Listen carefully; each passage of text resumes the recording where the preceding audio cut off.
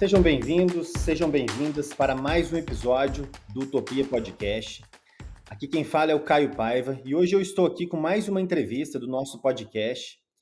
Eu vou falar rapidamente com uma ex-aluna minha, vencedora do primeiro concurso de monografias da pós-graduação em Direitos Humanos do SEI, que eu sou coordenador, que é a Maria Olívia. A Maria Olívia é autora deste livro que vocês que acompanham no YouTube estão vendo neste momento, que tem o título Direitos Humanos das Pessoas em Situação de Rua. Nós vamos conversar hoje justamente sobre esse assunto. Esse grupo hipervulnerabilizado não só no Brasil, mas em tantos outros países, que são as pessoas que vivem em situação de rua. Maria Olívia, seja muito bem-vinda. Obrigado por ter aceitado o convite.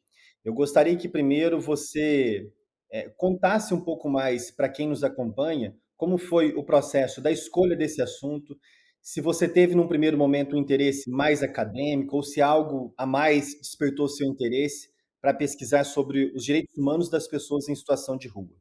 Bom dia, Caio. É uma honra estar aqui conversando com você. Sou ouvinte do Utopia Podcast, então estou muito feliz com o convite. Sobre o livro, eu iniciei a pós-graduação na primeira turma do SEI. As aulas começaram em 2020, se não me engano, em fevereiro, e logo depois, em março, sobreveio a pandemia da Covid-19 e eu percebi que as pessoas em situação de rua eram um grupo especialmente afetado pela ausência de moradia e também pela ausência de saneamento básico, de água para higienizar as mãos. E, em contrapartida a isso, não estava sendo feito nada para que esse grupo pudesse ser protegido daquela doença. Então, isso me chamou atenção. E também foi um grupo que teve um crescimento exponencial nos últimos anos, até mesmo antes da pandemia já estava em crescimento. E eu percebi que, embora a gente andasse nas ruas e visse muitas pessoas por ali, não havia muita produção acadêmica sobre o assunto. E isso me despertou interesse em fazer o TCC nessa área, pesquisar um pouco mais, porque eu também não tinha conhecimento quando eu comecei a pesquisar. Então, foi basicamente isso. O interesse nasceu por conta da questão da pandemia e porque não tinha muita produção acadêmica. Então, pensei que seria legal pesquisar sobre algo que ninguém tinha feito ainda. E até na época eu conversei com você, te perguntei qual o recorte eu iria fazer e tal, e você me disse para fazer algo mais geral, que abarcasse todos os temas relacionados, o sistema global, o sistema interamericano, e fizesse um trabalho mais completo. No início eu tive medo, porque não tinha muita produção acadêmica, como eu falei, não sabia muito bem onde eu ia pesquisar as coisas, mas depois eu aceitei o desafio e fui fazendo aos poucos até dar certo. Legal. E como a Maria Olívia disse, eu também disse no início, ela foi aluna da primeira turma nossa. A gente já está hoje na turma 6. É muita coisa, inclusive melhorou nesse tempo. Mas a Maria Olívia deve se lembrar que durante a pós, eu vou, durante as aulas, soltando alguns assuntos, alguns tópicos, porque como nós temos esse concurso de monografias, às vezes eu dou algumas dicas, algumas orientações. Olha, esse tema é muito bom, esse assunto ainda não é um trabalho mais sistematizado sobre ele. E agora, em turmas mais recentes, Maria Olívia, a gente já começa com módulos sobre como pesquisar em direitos humanos. E lá tem uma aula da escolha do assunto e você seguiu muito bem as orientações. O trabalho tem um título que é muito adequado. Há uma preocupação social em torno do assunto? É claro que há, e por isso que você escreveu sobre esse trabalho. Mas há todo não uma assessoria, mas uma espécie de acompanhamento que nós temos no SEI também, para que esse trabalho depois realmente se torne um livro, um livro com um título que as pessoas, quando estão na internet, vão se interessar por ele. Então, não é um trabalho, por exemplo, das pessoas em situação de rua em São Paulo. Isso porque uma pessoa de Fortaleza, de Manaus, talvez não teria tanto interesse em conhecer a realidade específica de São Paulo. Mas sim é um trabalho sobre direitos humanos das pessoas em situação de rua. E um trabalho que, como você disse, ele é muito completo. Ele é o trabalho mais completo sobre o assunto que nós temos no país. Ele sistematiza todos os direitos humanos básicos e os direitos humanos que têm sido mais discutidos também no âmbito da justiça criminal, que é um capítulo que eu gosto muito do seu livro. Para a gente avançar, Uma questão de natureza gramatical que existe em torno do assunto está relacionada a algumas expressões que, com o passar do tempo, se tornaram inadequadas para se referir a essa população. E uma das expressões ainda mais utilizadas é a expressão morador de rua. Você abre um tópico no seu trabalho com o título Gramática e, e busca ensinar por que essa expressão é inadequada. Conta para quem está nos acompanhando, para quem vai acompanhar pelos tocadores de podcast, pelo YouTube, por que morador de rua é uma expressão inadequada? Bom, a expressão morador de rua, e assim como outras pejorativas, como maloqueiros, drogados, espoliados urbanos, elas são inadequadas porque a gramática em direitos humanos é o primeiro passo para o reconhecimento dessas pessoas como sujeitos de direitos. E quando nós falamos em moradores de rua, essa expressão ela traz uma ideia de definitividade, como se a pessoa tivesse escolhido aquele caminho. E isso vai na contramão do próprio conceito de pessoas em situação de ruas que está no decreto de 2009, quer dizer, que fala justamente nessa transitoriedade. Então, o mais adequado é tratar como pessoas em situação de rua, porque o que se espera é que a pessoa consiga sair da situação de rua, que não seja algo definitivo, mas sim transitório. Então, o mais adequado é chamar de pessoas em situação de rua, mesmo porque humaniza aquela pessoa que já está numa situação degradante e vulnerabilizada pelo sistema. Muito bem. E quando a gente fala dessa gramática de direitos humanos, às vezes eu ouço, leio algumas pessoas que têm muita antipatia em relação a uma gramática mais adequada sobre algumas expressões do direito internacional dos direitos humanos, como a substituição de pessoa portadora de deficiência como pessoa com deficiência, uma outra substituição que já é bem mais antiga de índio para indígena, de morador de rua para pessoa em situação de rua e tantas outras que nós vamos acompanhando com o passar dos tempos. E o que a maioria da população precisa compreender é que a gente não está num espaço de impor às pessoas que não são da área, que simplesmente adotem de uma hora para outra essas expressões, que passem a se referir como a população negra de séculos anteriores como escravizada e não como escrava.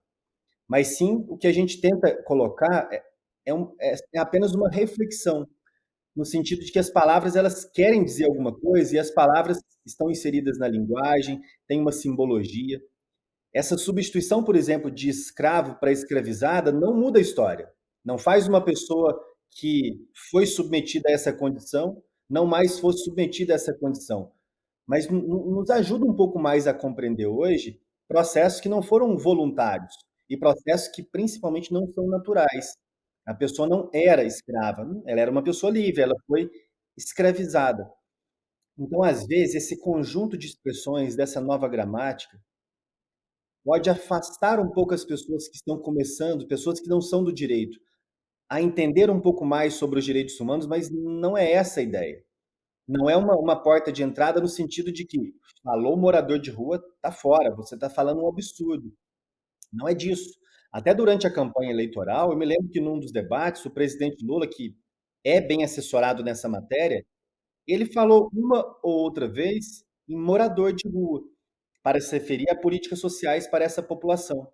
E não há muito problema com isso. É o ambiente em que ele está falando para uma população que talvez não conhece a expressão, mas para vocês que acompanham aqui o nosso podcast, que são da área jurídica, não dói. É muito mais fácil se adaptar a essa nova gramática, porque isso permite que essas pessoas sofram ainda menos discriminação.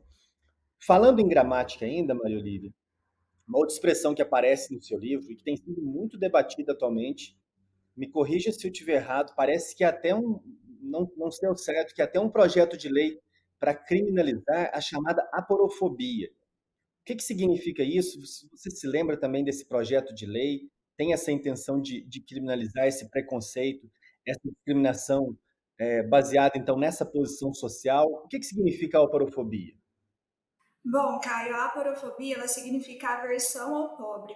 E ela foi um termo criado pela professora Adela Cortina, que é uma professora italiana. Ela escreveu um livro, foi recentemente traduzido. Ele ele está na editora Contracorrente, se não me engano. E ela trata justamente dessa criminalização. Se não me engano, já faz um tempinho que eu li o livro, mas na Itália a aporofobia ela é criminalizada e aqui no Brasil também se discute essa possibilidade. Inclusive, uma das pessoas que tem falado bastante sobre a aporofobia é o padre Júlio Lancelotti. Ele trata bastante disso nas redes sociais dele. Eu não tenho acompanhado se esse projeto ainda está em debate, o que estão pensando em fazer. Mas a aporofobia, ela quer mostrar justamente que as pessoas mais favorecidas, elas discriminariam, elas têm preconceito, né, com as pessoas em situação de rua, não pelo fato delas estarem nas ruas, mas pelo fato delas serem pobres. E é isso que esse termo quer dizer, que as pessoas têm uma aversão não pelo fato de estarem ali na rua, não, mas por serem pobres, assim como outros grupos vulnerabilizados também há essa aversão. Ele não trata somente das pessoas em situação de rua, mas se encaixa bem a esse contexto. Perfeito. E um grande tópico do seu trabalho, que este sim talvez daria, inclusive vocês que estão acompanhando aqui o podcast, que cursam, seja pós-graduação do CEM em Direitos Humanos ou Direito Penal e Criminologia, talvez seria mais próximo do processo penal, mas nesse exato momento não temos uma turma com inscrições abertas, que é o tópico da justiça criminal e as pessoas em situação de rua. Eu me interesso muito sobre esse assunto, é um assunto fundamental, um assunto que mereceria um capítulo exclusivo nos livros de processo penal. E há vários tópicos relacionados.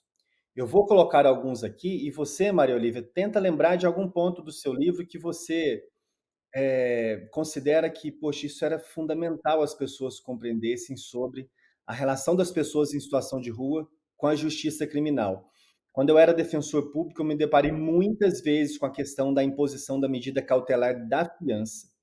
E veja só, você que não é do direito, está na graduação, uma pessoa em situação de rua que foi acusada ou cometeu algum crime, o juiz concluiu que ela não deve ficar presa, porque ela não oferece risco para o processo. Concede a liberdade provisória, mediante, porém, pagamento de fiança, pagamento de um valor, às vezes de um, dois, três, cinco salários mínimos. Enquanto não paga, não sai. É a mais clara e legítima, ou ilegítima, criminalização da pobreza. Eu já vi muitas vezes também a imposição da medida cautelar do monitoramento eletrônico. Salvo engano, o Conselho Nacional de Justiça ou o Conselho Nacional de Direitos Humanos, acho que foi o Conselho Nacional de Justiça, que inclusive trabalhou isso numa resolução que você menciona no seu trabalho, para que o Poder Judiciário evite a medida cautelar do monitoramento eletrônico, já que as pessoas em situação de rua terão dificuldade, por exemplo, de recarregar a bateria daquele equipamento, de ficar somente naquela área determinada, se passar daquela área, perde essa medida cautelar e pode voltar para a prisão. Tem muitos casos, inclusive, chegam ao STJ, alguns ao STF, de indeferir a liberdade provisória, porque a pessoa não tem domicílio certo. De novo, a criminalização da pobreza. E um outro assunto relacionado a esse que chegou aos tribunais superiores mais recentemente, depois eu te passo a palavra, e que foi objeto de resolução ou do CNJ ou do Conselho Nacional de Direitos Humanos, diz respeito à inviolabilidade domiciliar, que é muito interessante e muito importante, no sentido de compreender que um assentamento, uma ocupação, um prédio público que está abandonado e as pessoas em situação de rua dormem nesse prédio público abandonado, aquilo deve ser considerado a moradia deles. E por isso um policial não pode simplesmente entrar naquele local sem mandado, salvo nos casos de flagrante. Dá um resumo do seu trabalho sobre esse capítulo da justiça criminal e as pessoas em situação de rua. Bom, Caio, esse capítulo foi o último que eu escrevi. Ele não constava na versão original que concorreu ao concurso de monografias. Eu escrevi em 2021, né, o trabalho que concorreu ao concurso, mas depois que foi anunciado que eu havia ganhado, eu pensei em algumas coisas que eu queria acrescentar antes da publicação e eu vi que eu tinha deixado passar esse tema. E, curiosamente, a jurisprudência dos tribunais superiores avançou muito nesse sentido no ano de 2022, com julgados muito importantes sobre o tema. Você comentou da questão do pagamento da fiança, né? Realmente, muitos juízes não concediam a liberdade provisória porque a pessoa não podia pagar a fiança. Mas hoje já há sedimentação na jurisprudência de que é possível sim conceder a liberdade provisória, a extinção da pena, sem o pagamento da fiança ou da pena pecuniária, quando demonstrado que a pessoa não tem condição de pagar, e, inclusive no caso de pessoas em situação de rua. Você me perguntou também da inviolabilidade de domicílio, e há um julgado recente que os tribunais reconhecem que não é possível invadir aquele espaço que a pessoa está. Embora não seja uma casa formal com um teto, também é estendível a proteção do domicílio prevista na Constituição para aquele espaço que a pessoa em situação de rua está. Inclusive também para proteger os pertences dela. A polícia não pode simplesmente chegar ali no local e sair levando tudo, descartando, porque aquilo faz parte do núcleo da pessoa, né? Não pode sair levando tudo. Eu não me lembro o que mais você perguntou, porque travou aqui. Tem a questão da monitoração eletrônica, que Isso. muitos juízes acabam impondo a medida cautelar em conjunto com a liberdade provisória. É quase que uma medida automática, principalmente em grandes centros urbanos, onde há uma estrutura da administração penitenciária e da justiça criminal para oferecer mais esse equipamento, né? E aí tem grande dificuldade para recarregar, para ficar somente naquele perímetro. E um ponto, eu acho que isso vai ser objeto de debate ainda, se não me falha a memória, na resolução do CNJ, isso já foi tratado, e eu considero uma tese de defensoria, uma tese muito audaciosa e muito importante, que é a luta pela extinção da punibilidade em relação à pena de multa. Não é apenas dispensar do pagamento e cobrar quando a pessoa tem recursos financeiros, mas sim a isenção do pagamento de multa. Eu acho que eu vi alguma coisa sobre isso também na resolução do CNJ, sobre o assunto. Se não me engano, há sim essa previsão na resolução 425 de 2021, se não me engano. Essa resolução ela avançou bastante em tema de proteção às pessoas em situação de rua. Inclusive, há um capítulo destinado à justiça criminal, e se não me engano, há sim essa previsão. Perfeito. Outro ponto legal do seu trabalho, que eu acho interessante para as pessoas conhecerem, está relacionado àqueles chamados modelos de combate à situação de rua. Eu me lembro, anotei aqui, inclusive, que você menciona dois modelos, principalmente o modelo de atendimento adotado no Brasil e o Housing First adotado nos Estados Unidos e em outros países europeus. Quais que são as principais diferenças entre esses modelos? Bom, o modelo de atendimento é o que está em vigor no Brasil, que é mais adotado. Primeiro, as pessoas em situação de rua elas passam por toda a rede de atendimento, principalmente pelo CREAS, né? Faz todo aquele acompanhamento, mesmo porque há, sim, algumas pessoas que fazem uso problemático da droga e precisam desse acompanhamento psicossocial. Então, a ideia desse modelo é que a pessoa vai passando por várias fases ali dentro do sistema socioassistencial e, ao final, ela consiga, por meios próprios, alugar uma casa, ter um aluguel social para conseguir uma moradia própria. Em contrapartida a isso, há o modelo do Housing First. Ele há até alguns experimentos no Brasil, mas ele é mais adotado em países como, por exemplo, os Estados Unidos, no qual primeiro é oferecido a moradia para a pessoa e depois ela passa pela rede de atendimento, porque a ideia é justamente conferir aquele direito básico que a pessoa não tem, que é a moradia, e tendo a moradia, ela consiga passar pela rede de atendimento, porque um dos principais problemas é que as pessoas elas não fazem esse acompanhamento contínuo, justamente pela falta de moradia e também por não ficarem sempre na mesma localidade, né? É um grupo transitório, eles não estão todos os dias nos mesmos lugares. Então há a dificuldade da da rede socioassistencial, de fazer que a pessoa percorra todo esse caminho e depois ela consiga a moradia. E a gente sabe que no Brasil a profissionalização, o acesso ao mercado de trabalho ainda é algo muito elitizado.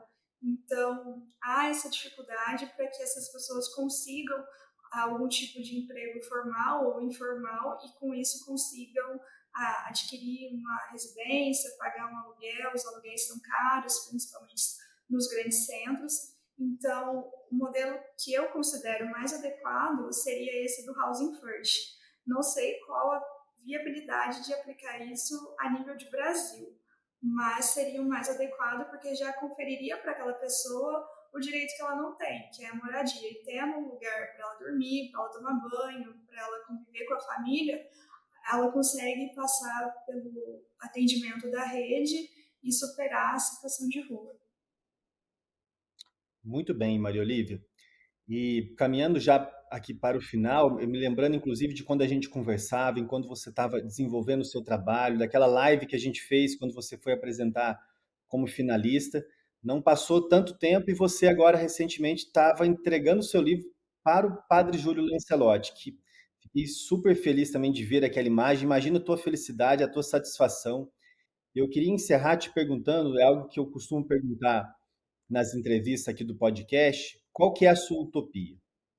A minha utopia, bom, essa é uma pergunta complexa, mas eu acredito que a minha utopia seja um mundo sem desigualdade, no qual as pessoas não morram mais de fome, que elas possam ter o mínimo de direitos, que todos os direitos que estejam previstos na lei possam se valer a todos, independente da condição social, independente do grau de estudo, de riqueza, mas que todos possam ter acesso a um mínimo de dignidade. Eu acho que essa é a minha utopia.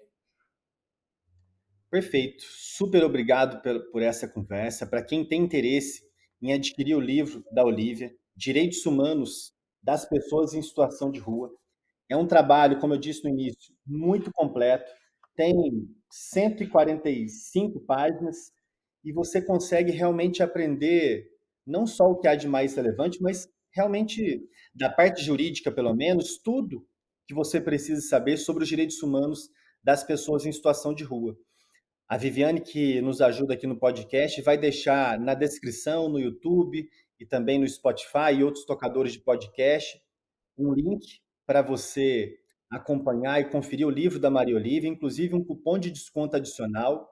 E lembro ainda que nós estamos nos últimos dias de inscrições para a turma 6 da pós-graduação em Direitos Humanos. Lembrando que nós temos um concurso de monografias, a Maria Olívia foi a vencedora do primeiro concurso. Há uma premiação em dinheiro e também a publicação do trabalho pela editora SEI. Maria Olívia, mais uma vez, muito obrigado e até a próxima. Eu que agradeço, Caio. Obrigada.